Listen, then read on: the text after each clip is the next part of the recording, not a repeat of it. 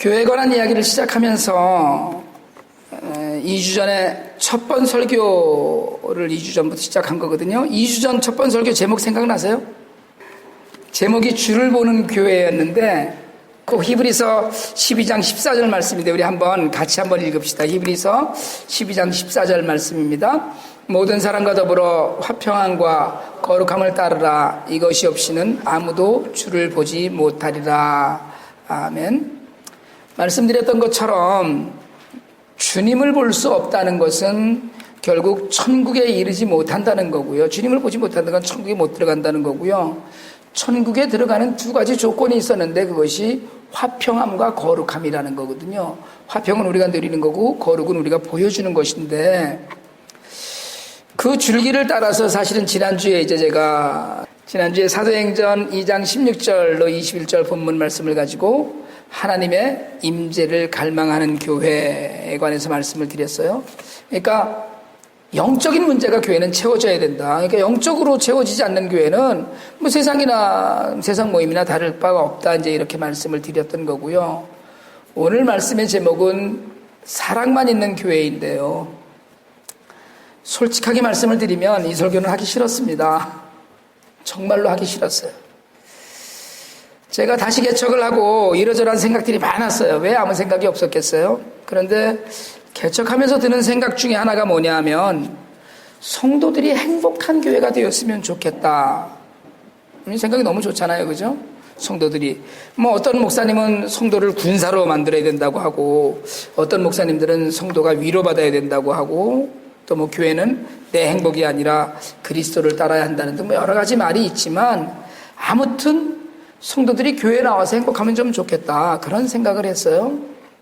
그래서 될 수 있으면 성도들 일 시키지 말고 예배만 집중하면 좋겠다. 말씀에 깊이 뿌리를 내리게 하면 좋겠다는 생각이고 그게 기본이니까요. 또 사실은 솔직하게 말씀드리자면 은혜가 넘치고 그 가운데 은혜를 회복하면 열심히들 봉사하고 뭔가를 또 하려고 하고 그 은혜를 나누려고 하잖아요. 섬기려고 하고. 근데 예배 하나로 승부를 보되 예배 때문에 행복하고 그리고 교회 때문에 살맛이 난다. 이런 이야기를 듣는 교회가 되면 좋겠다. 이런 생각을 했어요. 그런데 이제 그렇게 하다가 보니까 성경 암송도 시켜야 되겠고 성경 공부도 억지로라도 같이 해야 되겠고 그래요. 자오간. 그래도 여러분 행복하시죠? 행복 안 하다는 얘기 지금. 여러분 강제로라도 자꾸 행복하셔야 돼요. 여러분은 어쨌든 지금 행복해야 돼요. 가슴에 손을 얹고 이야기합니다. 시작. 나는 행복합니다. 시작. 옆에 분 보고 인사 한번 합시다. 당신은 행복한 사람입니다. 당신은 행복한 사람입니다. 예. 목회를 하고 설교를 준비하면서 늘 제게 적용이 안 되는 걸로 고민해요. 그러다 보면 사실은 성도들은 정말 행복할까를 고민하고요. 오늘 말씀 제가 묵상하고 설교를 준비하면서 사실은 저를 많이 돌아다 보았습니다. 교회 안에 사랑만 있어야 한다는 건데 교회 안에 사랑만 있다는 건 우리 모두에게 사랑만 남아있다는 걸 이야기하는데요. 그런데 정말 나는 사랑만 있나?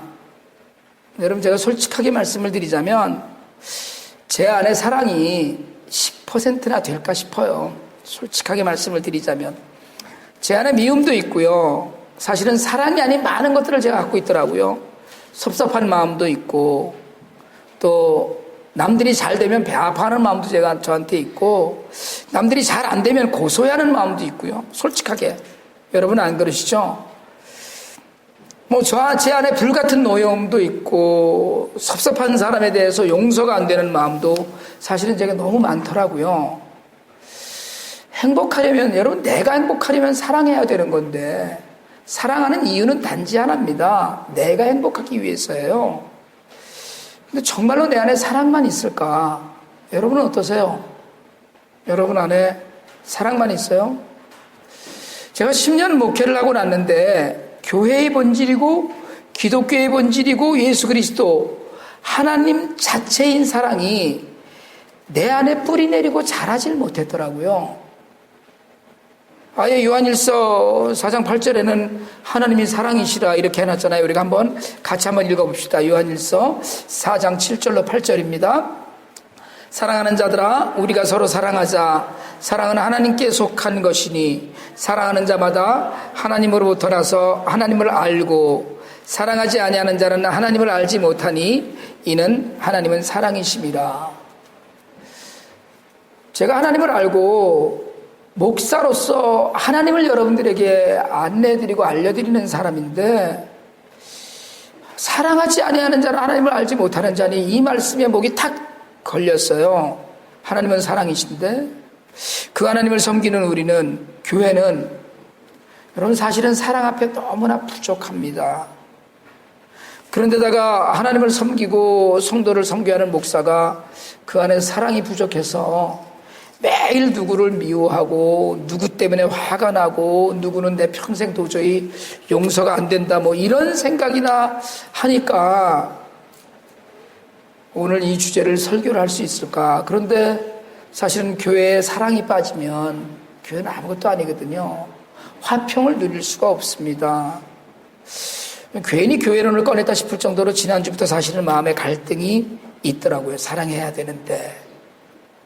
근데 그냥 이 설교를 하기로 한 것은 여러분 어차피 저도 부족하잖아요. 여러분 완벽하세요? 여러분 교회는 죄인이 가장 많이 모이는 곳이 교회라고 그러잖아요. 그래서 하나님을 섬기고 예수를 믿고 그리고 사실은 여러분들이 저를 잘 알다시피 완벽은커녕 뭐 실수도 많고 제가 그렇다는 걸 어차피 여러분들이 잘 아니까 우리가 그냥 부족한 사람들이 모여서 서로 덮는 것이 교회다, 채워주는 게 교회다, 그런 의미에서 오늘 이 설교를 해야 되겠다. 저한테 하는 설교예요. 지난주일 설교 준비를 하기 전에 오늘 설교도 제가 쭉 계속해서 몇 주 동안 묵상했던 내용인데 여러분 지난 일주일 내내 이게 제가 변화되지 않는 갈등 가운데 있으면서 그런 생각을 했어요. 제가 평소에 하듯이 제가 여러분들께 이제까지 설교를 하면서 여러분 성경이 이렇게 얘기하니까 여러분들은 이렇게 사셔야 됩니다라고 얘기해 본 적이 없습니다. 저는 항상 우리가 이렇게 살아봅시다라고 말씀을 드려요. 왜냐하면 제가 그 기준에 도달하지 못했기 때문에 그래요. 사실은 제가 목회를 하면서 목사 때문에 상처받은 성도들이 많다 이런 이야기도 제법 많이 들었고요. 그런데 또 한편으로는 제 스스로 생각해보면 성도들은 목사 생각 안 하거든요. 왜냐면 목사는 뭐 어차피 목사님이니까 괜찮다고 생각을 하지만 목사도 또 성도들 때문에 많이 상처를 받습니다. 많이 상처를 받아요. 목사도 고민하고 회개하고 그러고 살죠. 그러면서 노력해요. 정말 잘 살아보려고, 말씀대로 살아보려고. 그러는 가운데 제 안에도 여전히 아직도 씻겨지지 않은 사랑에 관한 그런 과제들이 남아있구나 이런 생각을 하면서 오늘 말씀을 제가 묵상을 했었습니다. 지난주에 제가 이제 일주일마다 적어도 두세 분 이상의 목사님들 설교를 제가 좀 듣거든요. 그게 제 영적으로도 좋고 하니까. 제가 여러 목사님들 설교를 듣는데 분당 우리 교회 이찬수 목사님 제가 참 좋아하는데 설교를 하면서 당신이 겪은 일을 말씀하시더라고요. 교회에 고등학교 여자아이가 있는데 중증 우울증에 걸려서 여러 번 자살을 시도하고 정신병원에도 여러 번 갔었답니다. 그래서 몇 개월씩 한 번 가면 뭐 2달, 뭐 6개월 이렇게 병원에 입원하기도 한 아이가 있었는데 이 아이를 한번 면담하기로 하고 만났답니다. 아이가 담임 목사님 만난다고 여러분 성도가 그냥 여러분들이 저를 만나는 것과 좀 차원이 다른 게 한 3만 명 모이는 교회에서 목사님이 여고생 하나를 만나주는 거예요. 여고생 입장에서는 자기 그 고등부 담당 선생님도 아니고 담임 목사님을 만난다니까 아이가 막 기쁨이 있어갖고 그 전날 밤을 새워서 목사님을 드린다고 무슨 막 시, 무슨 명화 이런 것들이 한뜩 있는 카드를 많이 만들어서 이렇게 그 책처럼 만들어서 목사님한테 선물도 만들고 장문의 편지를 써서 목사님을 만나러 왔다는 거예요. 그 아이가 자기 자신도 내 안에 이런 열정이 있었나 싶을 정도로 그런 그 정성을 들여서 목사님을 만날 준비라고 만났답니다. 이 목사님이 1시간 정도 이런저런 이야기를 아이랑 하는데, 아이랑 이야기하면서 이야기를 하다 보니까 그 아이 아빠보다 목사님이 2살 많더래요. 그래서 목사님이 내가 너 큰아빠 할 테니까 너 내 조카 하자. 이제부터 우리가 서로 그렇게 친하게 지내자. 그렇게 하고서 이제 좋은 이야기를 하고, 정말 좋은 시간을 보내고, 아이가 가고 나서 장문으로 쓴 그 편지를 읽는데, 맨 마지막에 추신, PS 이렇게 해놓고 썼더래요. 뭐라고 썼냐면, 목사님, 이 다음에 은퇴하고 나서 밥 같이 먹을 성도 없을 때 전화 주세요. 제가 맛있는 거 사드릴게요. 중증 우울증에 걸려서 자살을 수도 없이 시도했던 아이가 삶의 목표를 만난 거예요.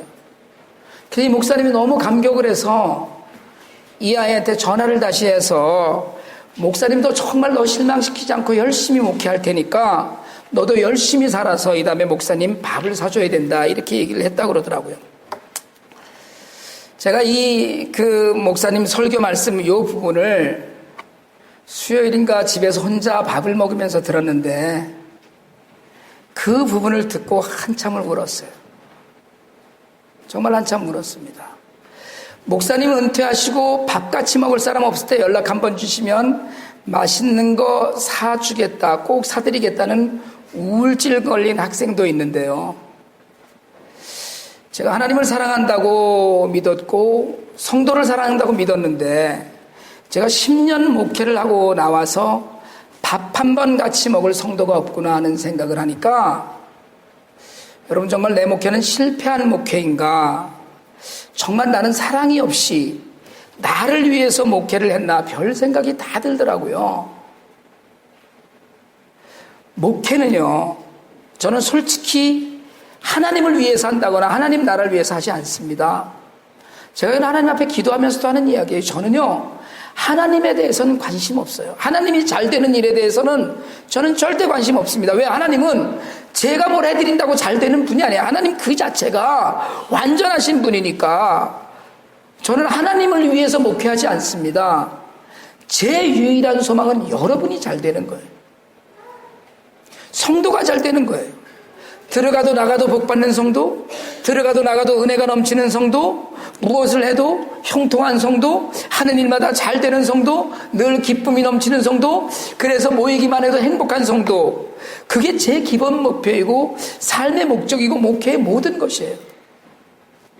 여러분, 제가 여러분들 야단을 쳐도 잘 되라고 하는 거고요, 성경 공부를 그렇게 하라고 자꾸 강요하는 것도 하나님과 친해지라고 하는 거고, 여러분 봉사도 다 자기 복이지 하는 거예요. 여러분 정말 하나님께서 우리에게 복 주시려는 교회가 많이 있는데, 우리 성도들이 그거 놓치면 안 되겠다, 그거 안 놓쳤으면 좋겠다는 이런 간절한 소원을 갖고 목회를 하는 거거든요.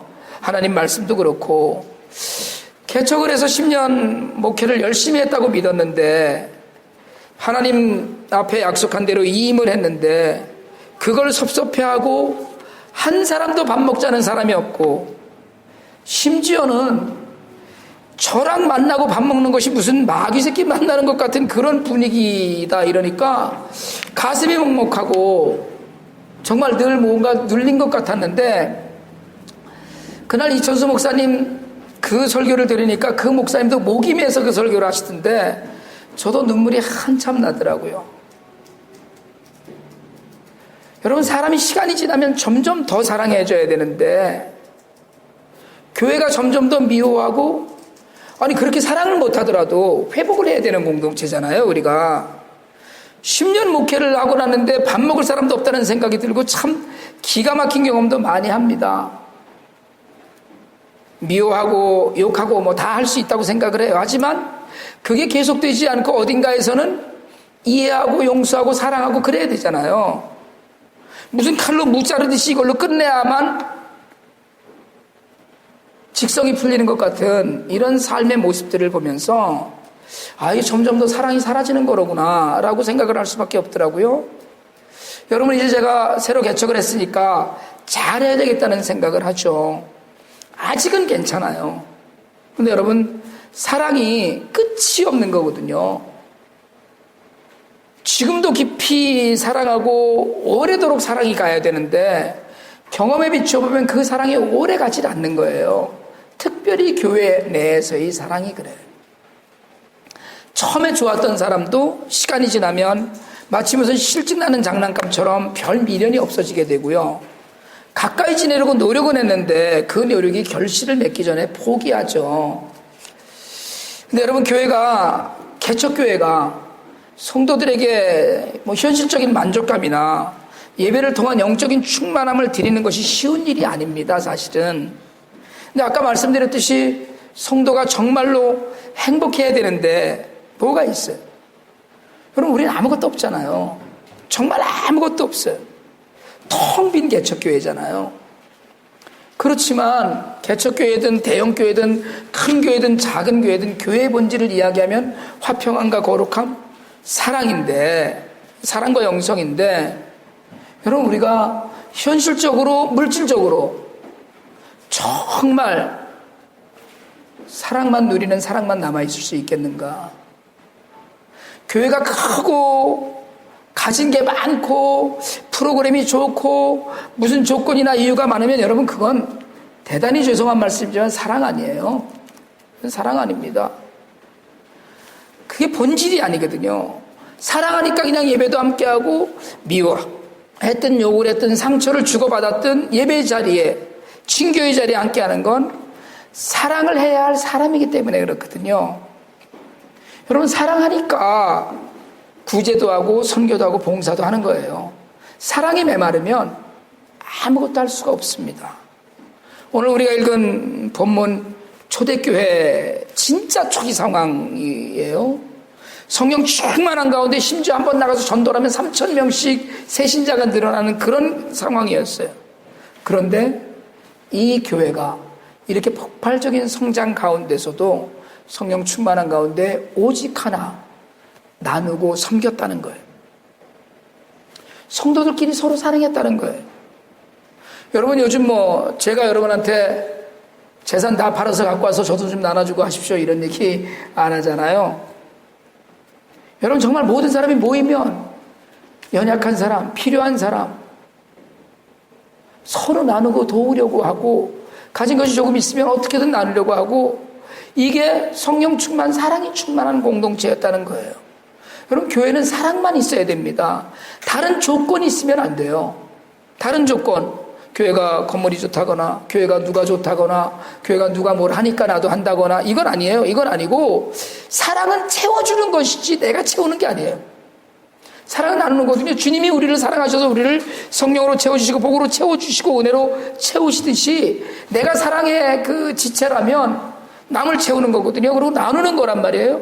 외로울 때 손잡아주고, 쓸쓸할 때 만나주고, 힘들 때 밥같이 먹어주고, 그리고 예배의 감격을 함께 나누는 그런 사랑이 우리 안에 가득해야 됩니다. 우리가 서로 나서서 사랑하면 여러분, 세상이 우리를 보는 눈이 달라져요. 요즘 교회가 욕을 먹고 기독교가 싸잡아서 폄하되는 이유가 뭡니까? 단지 하나밖에 없어요. 교회가 욕먹는 이유는 사랑이 없어서요. 성도가 서로 사랑하면 남들 깔보지 않습니다. 여러분, 가족이 서로 사랑하면은요, 그 집 볼 거 뭐 있냐 이래도 가족이 화목하고 사랑하면 다른 누구도 그 가족을 함부로 대하지 않아요. 내가 내 아내를 진실로 사랑하면 사람들이 그 아내를 함부로 대하지 않는 거나 마찬가지입니다. 마더 데레사가 노벨 평화상 받으면서 인터뷰하는데 질문을 하나 했거든요. 누가 세계 평화를 위해서 우리가 무엇을 해야 됩니까? 마더 데레사가 한 대답이 그거잖아요. 지금 가셔서 가족을 사랑하십시오. 멀리 있는 게 아니라는 거예요. 지금 가서 가족을 사랑하라는 거예요. 여러분, 가족이 서로 사랑하면 다른 사람들이 그 가족을 존중하고, 가족이 서로 미워하고 헐뜯고 밖에 나가서 흉보고 그러면 그 사람들 다를 우습게 보는 거 아니에요? 교회가 서로 사랑하면 세상이 교회 앞에 머리 숙입니다. 그게 안 되니까 세상이 교회를 손가락질해요. 우리가 서로 사랑하면, 우리가 서로 나가서 자랑만 하면 그 볼 거 없는데 참 그러네. 지난주에도 말씀드렸지만 그러는 거 아니에요. 인품이 훌륭하고 교회에서 봉사도 많이 하고 헌금도 많이 하고 구제도 많이 하고 열심히 일하지만 사랑이 메말라서 너와 나를 구분하고 그건 절대 못한다. 난 절대 용서 못해. 이러면 여러분, 그건 교회가 아니라는 거예요. 더 이상은 교회가 아니에요. 이미 성령 떠나신 거예요. 하나님이 안 계신 교회는 교회가 아니에요. 사랑이 떠나면 끝입니다. 사람이 살다 보면 여러분 욕도 하고 흉도 보고 그래요. 미워하기도 하고 그러잖아요. 뒤에서 여러 가지 이야기도 하고 하지만 여러분, 지난주에도 말씀드렸지만 믿음을 회복하고 말씀 안에서 회복이 되면 변화되어야 되는데 그 변화의 궁극적인 골이 어디냐면 사랑이라는 거예요. 주님이 제자들에게 유언으로 남기신 말씀이 있잖아요. 요한복음 13장 34절 35절입니다. 한번 읽습니다. 새 계명을 너희에게 주노니 서로 사랑하라. 내가 너희를 사랑한 것 같이 너희도 서로 사랑하라. 너희가 서로 사랑하면 이로써 모든 사람이 너희가 내 제자인 줄 알리라. 계명 많이 있는데 새 계명을 왜 주셨어요? 왜요? 단지 하나예요. 제자들이 능력도 있고 앞으로 충만해질 텐데 부족할 것이 하나, 사랑이라는 거예요. 성령 충만하게 받아서 기사와 이적이 막 일어나잖아요. 죽었던 사람도 일어나고 안진뱅이도 일어나고 그걸 다 아는데 뭐가 필요하다고요? 사랑 하나예요. 제자들이 누가 높아지냐 서로 경쟁하고 의심하고 그러니까 주님이 사랑해라. 다른 거 말고 무슨 너희가 능력을 일으키고 죽은 사람을 일으켜 세우면 다 사람들이 다 내 제자인 줄 알리라 이렇게 얘기하지 않으셨어요. 너희가 나가서 가난한 사람을 구제하고 많은 봉사를 하고 헌금을 많이 하고 안진뱅이를 일으켜 세우고 많은 사람들에게 전도를 하면 너희가 내 제자인 줄 알리라고 얘기하지 않으셨어요. 사랑하라는 거예요. 여러분 일단 어렵게 가지 말고 우리끼리만 그냥 사랑하세요. 여러분 이웃 사랑하라는 건 밖에 멀리 있는 사람이 아니라 가까이 있는 사람, 교회 안에서도 사랑이 드러나지 않으면 교회 밖으로 사랑을 퍼나를 수가 없습니다. 메말랐는데 뭘 주겠어요. 여러분 교회는 옆에 있는 분들 얼굴 한번 보세요. 에휴, 이 부족한 인간, 이게 다 부족한 사람들 모인 거예요. 로마서 15장 1절입니다. 같이 한번 읽습니다. 믿음이 강한 우리는 마땅히 믿음이 약한 자의 약점을 담당하고 자기를 기쁘게 하지 아니할 것이라. 신랑이 완벽하면 여러분이랑 안 삽니다. 혼자 살지. 섹시가 완벽하면 여러분이랑 안 살아요. 혼자 살지. 부족하니까 같이 사는 거예요. 내 옆에 부족하니까 사람을 붙여주신 거예요. 여러분 교회가 사랑을 드러내기에 사랑을 훈련하기에 가장 좋은 이유는 이게 부족하고 모자란 사람들이 많이 모이기 때문에 그런 거예요. 그러니까 정말 여러분 이제 우리 교회가 사랑만 남은 교회, 사랑하면 다 돼요. 사랑하면 먹이고 싶고, 사랑하면 덮어주고 싶고, 사랑하면 예배하고 싶고, 사랑하면 봉사하고 싶고, 사랑하면 헌금하고 싶고, 사랑하면 선교하고 싶고, 사랑하면 말씀을 더 읽고 싶고, 사랑하면 모든 교회에 관련된 믿음에 관련한 일을 다 사랑으로 하고 싶은 거예요. 그래서 사랑만 있는 교회가 돼야 돼요. 여러분 오늘부터 전도에 힘쓰려고 노란 봉투에 주보 5장, CD 3장씩 넣었어요. 이것도 사랑이에요. 교회를 사랑하고 성도를 사랑하면 나가서 자랑해야 됩니다. 이웃을 사랑하고 불쌍한 영혼들을 사랑하면 나가서 전해야 돼요. 여러분 진실로 바라기는 이 삭막한 세상에서 따뜻하게 사시길 바랍니다. 정말 따뜻하게 사시길 바라요. 사랑하면 다음 주에 또 말씀드리겠지만 이해가 되고 용서가 되고 관심 갖게 돼요. 사랑하면 궁금해집니다. 밥은 먹었나 그 사람? 그 사람은 어떻게 지내나? 괜히 요새 뭘 하나? 뭐 필요한 건 없나? 뭐 해줄 건 없나? 그 영혼은 어쩌나? 여러분 그게 사랑이잖아요. 언제나 여러분 내 옆에 있는 사람을 사랑하세요. 지금 내 곁에 있는 사람이 가장 소중한 사람입니다. 가족이 가장 소중하고 교회 성도들이 가장 소중하고 일터의 동료들이 가장 소중한 사람이에요. 지금 이 시간 바로 옆자리에 앉아있는 사람이 이 예배당 안에서 함께 예배드리는 사람이 가장 소중한 사람입니다. 여러분이 사랑해야 될 사람이에요. 여러분 정말 사랑하세요. 서로 사랑해서 우리가 예수 그리스도의 제자임을 온 세상에 알기를 원합니다. 뿌리 깊은 교회 성도들 정말 제자예요. 이거는 뿌리 깊은 교회 성도들이 큰 일을 해서가 아니라 진짜 자기 교회를 사랑하고 서로 사랑해. 여러분 때문에, 여러분의 사랑 때문에 교회가 부흥하고 세상이 밝아지고 살맛 나는 세상, 살맛 나는 가정, 살맛 나는 교회가 되길 원합니다. 우리 함께 한번 하나님의 사랑 안에서 우리의 모든 것들을 드리고도 넉넉한 그런 풍성한 은혜를 누리는 화평을 누리는 삶이 우리의 삶이 되기를 원합니다.